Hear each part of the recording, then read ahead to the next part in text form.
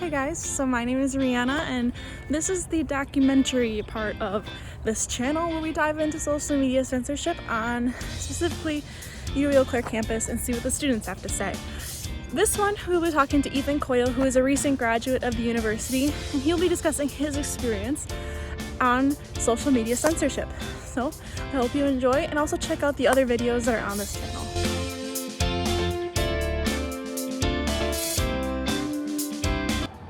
Hi, my name is Ethan Coyle. I'm a recent graduate from UW Eau Claire. I graduated with a major in geography and a minor in German. Alright, so today we're going to be talking about social media censorship. This is going to be part of that documentary series with Anthony doing a podcast and then Megan also having video interviews as well. So starting off, what do you think that social media censorship is? I would think of social media censorship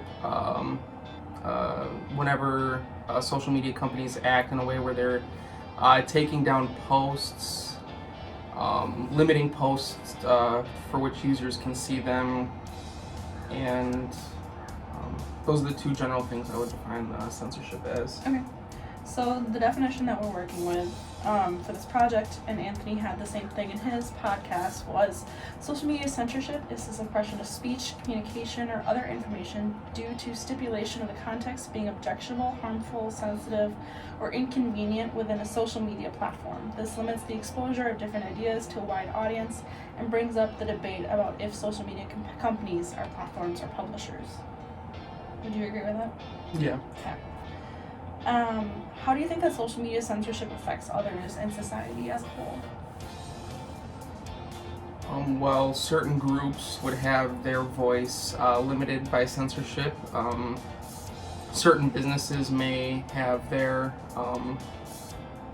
ability to advertise and market themselves limited, and that's about as far as I go with that answer. Okay. Have you experienced social media censorship? I have not myself, no. Have you heard of other people experiencing it though? I have heard of others, yes. Where? At my most recent job, a coworker of mine works for a nonprofit, and what censorship has led to is that her nonprofit had much harder time getting access to certain Facebook information in order to market to people because of censorship laws. It brought about more regulations that limited lengthened the time that they could get certain data from Facebook in order to market themselves. Mm-hmm. Do you think that platforms have the right to censor their users? I think they have the right. I don't think that in most cases they necessarily should. Okay. So do you know much about the platform versus publisher debate that people are having? Alright, I want to break in one more time just to kind of break down the complicated debate that is between platform and publisher. So the biggest part that they use when they discuss this kind of debate is Section 230, which is a US code.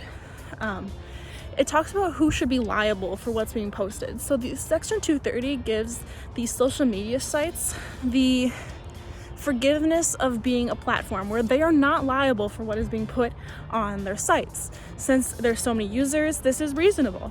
But the argument is, if they have this protection, then they should not be censoring, especially political speech when it is used in debates.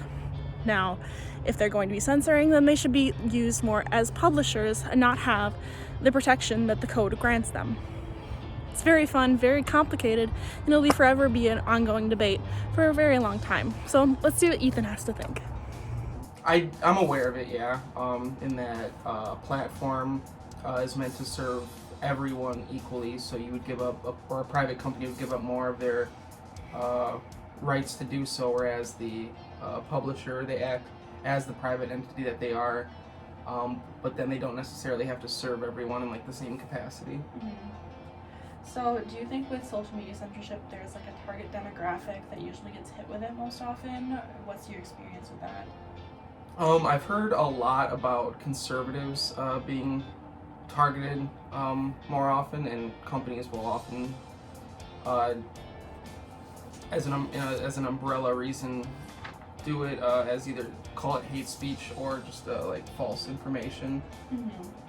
But yeah, I would say like conservative and like right-leaning groups seem to be more targeted by it. Okay.